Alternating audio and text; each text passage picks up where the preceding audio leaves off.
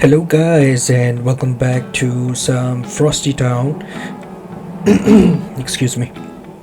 So I currently switched from Blender to Zbrush, and I just wanted to uh, make let me set up the volume.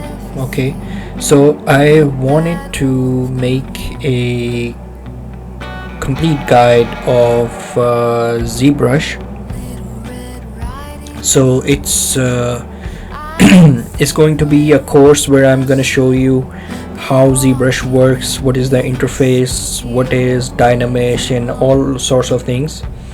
And we're gonna start this series. It's gonna be in parts. So because I know the attention span is very few, minimum of 40 to 70 minutes, so we're gonna keep it 70 minutes tops. So let's do this. Okay, now when you open up ZBrush, your interface might be different. Okay, your interface might be different because I made some changes, but fear not, I'll explain everything as we go on. Alright, now the first thing you'll see is this screen. Okay, if you have a pen tablet, which I highly recommend, if you start drawing, you'll see these squares, and in order to get rid of this, press Ctrl N. Okay, what you need to do is you need to go to Simple Brush, and now you have all of these primitives, these 3D meshes. Okay, so let's start with Sphere 3D. Now you click and you drag. Okay, you click and you drag. There you go.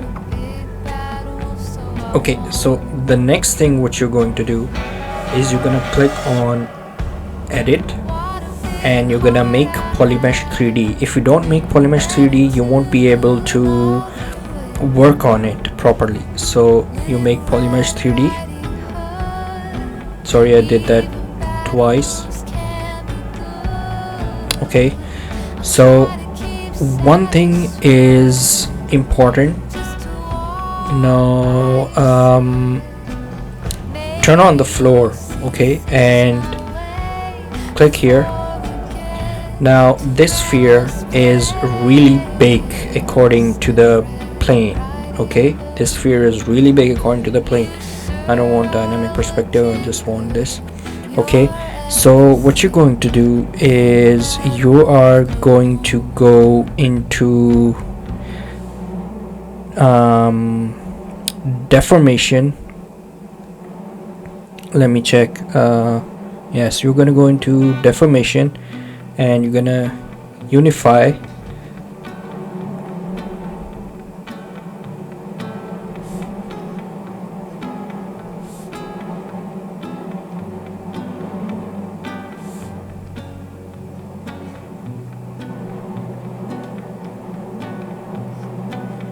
Okay, let's see.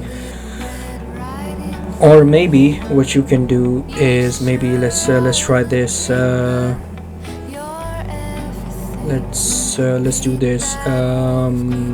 Let's go to document and new document. Okay, so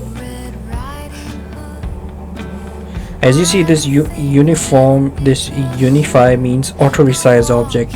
So the first thing you're gonna do is you're gonna go into subtool. We already have this, so we are going to create this, and we are going to go down, and we're gonna go into deformation, and we are going to unify this, auto resize, and we have this.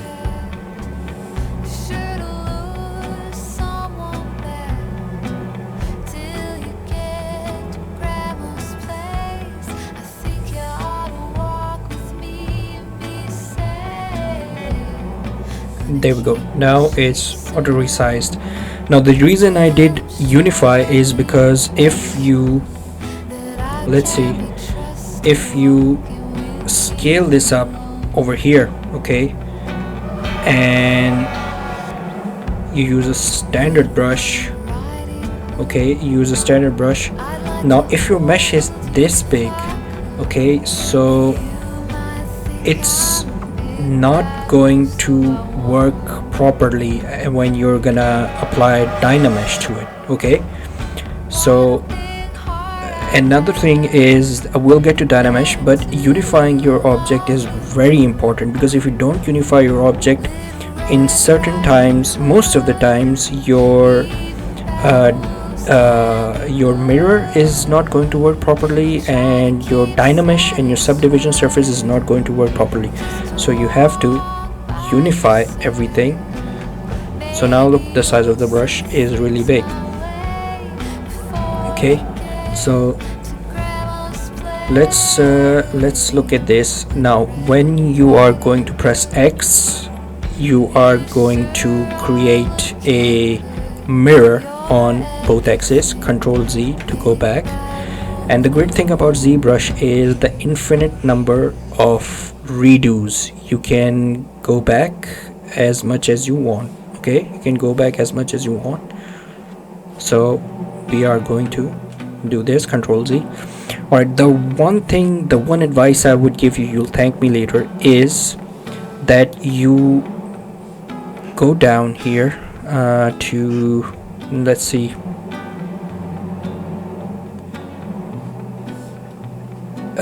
mirror and weld. Okay, when you're gonna do this, it's going to mirror the right side over the left side. Okay, so now when you're gonna start working on it, it's gonna create a complete mirror from right to left.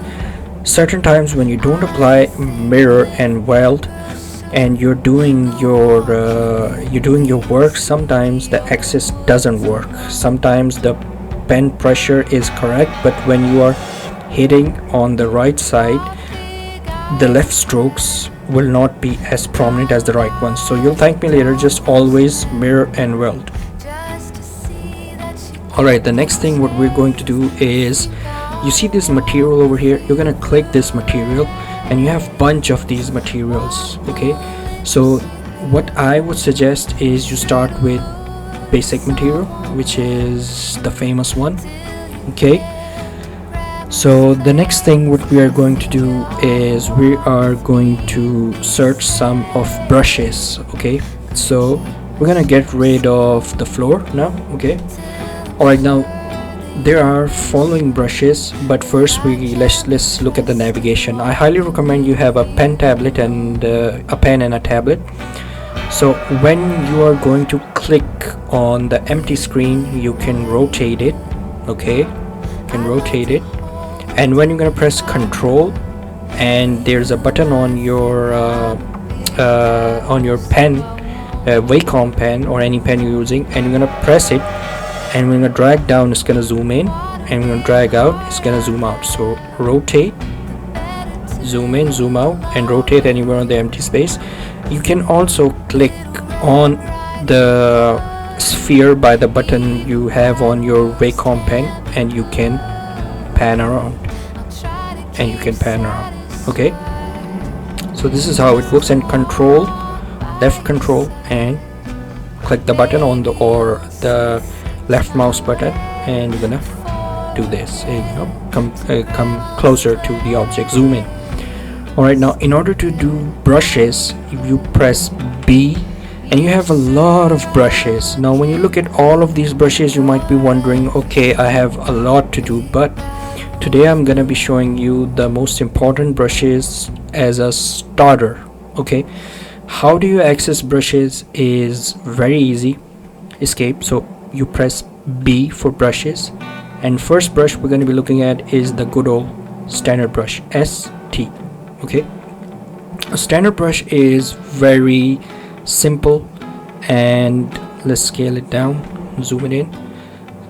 Standard brush is very simple brush, and it basically, okay, you can't tell. So the first thing what we're going to do is we're gonna go into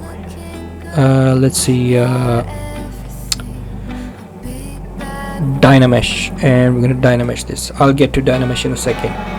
Let's cover the brushes first.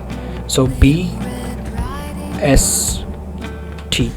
Okay, so the standard brush, it does this, what you're seeing on the screen. It just gives a little bit of bulge, and if you press Alt, there's always an Alt key to every brush. If you press Alt, you can dig in. So this is standard brush. Alright, now if you want to make something, if you want to add some clay, you press BCB, which is clay buildup. And what clay buildup does is exactly what it says. It builds clay on it. Starts to build clay on it. And if you press Alt, it's going to make a hole, or it's gonna start subtracting the clay. Okay, but this brush is very rough, so you just have to keep in mind. Now another brush is called clay. Now the clay brush is smooth, does the same thing, makes clay, adds clay to it, but it's very smooth. And if you press Alt, it's very smooth. Let me just change the material. Okay.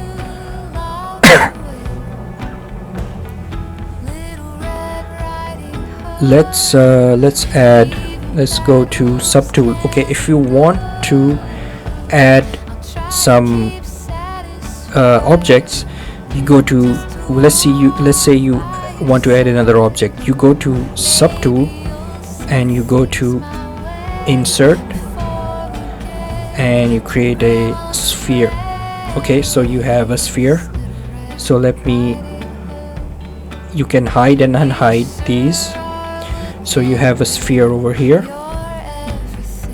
Okay, so now what you can do is you can go to geometry and you can do Dynamesh. Now what Dynamesh is something that it will make more polygons.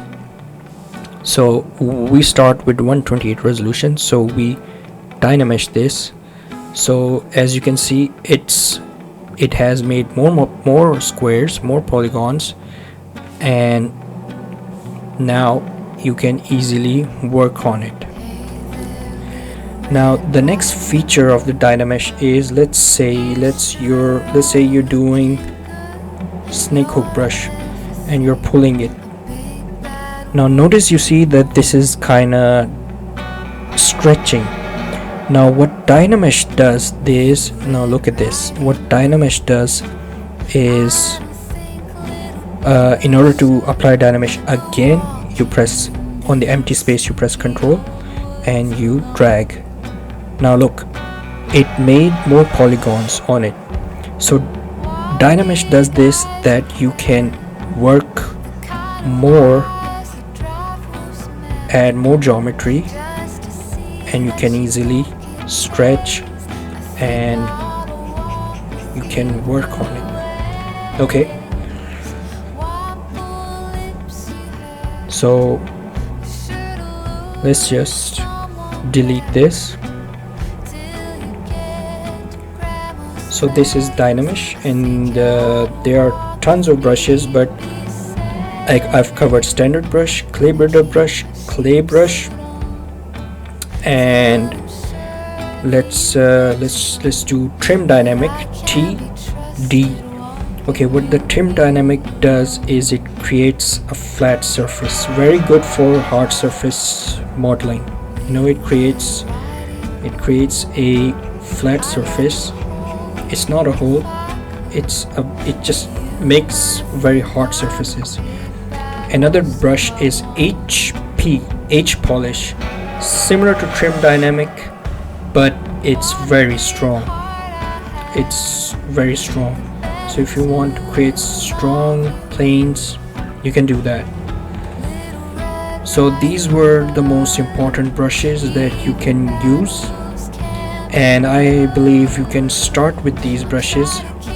And so standard BST, clay buildup BCB, trim dynamic BTD, H polish BHP, clay brush BCL. So then there are bunch of brushes we'll cover soon. Now there's an interesting brush called snake hook brush. So you can use this snake hook brush to, let's activate Dynamesh. Snake hook brush does it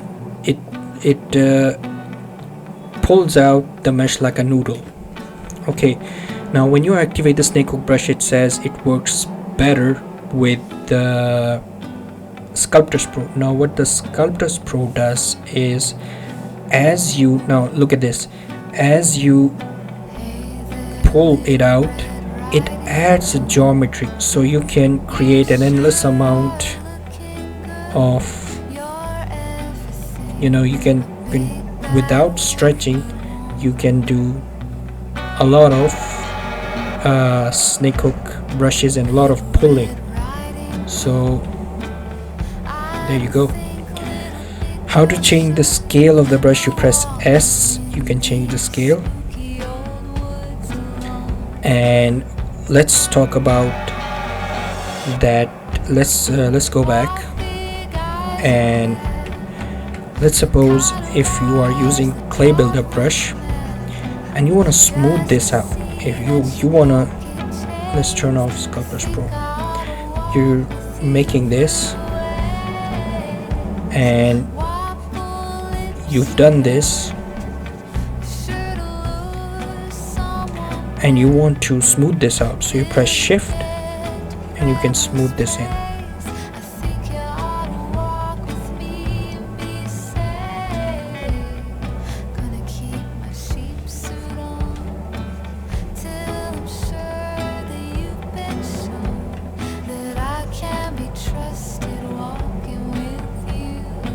Okay, alright, the next thing what we're going to do is going to be a fun thing. It's called masking. Now what you can do with masking is you can press left control and you can drag it and mask it. Now if you work on this side, it will not affect the black portion, but if you want to switch to the black portion, you click on the empty space by pressing left control, and now this portion is going to take effect, not that portion. And if you want to clear the mask, just anywhere press left control, and there we go. So we've covered Dynamesh, we've covered brushes, we've covered subtools, we've covered Unify, we've covered mirrors. Press X to mirror, and mirror and weld in deformation. And now let's cover some of the move, rotate and scale tools. If you press on the scale, you have a Gizmo 3D and you have a transpose. I use both, but we're gonna cover Gizmo 3D. This yellow square increases it, decreases it. This stretches it vertically, this stretches it horizontally. Now instead of just clicking again and again on let's turn this off, you can rotate it. Let's just go to move, and now look at the gizmo.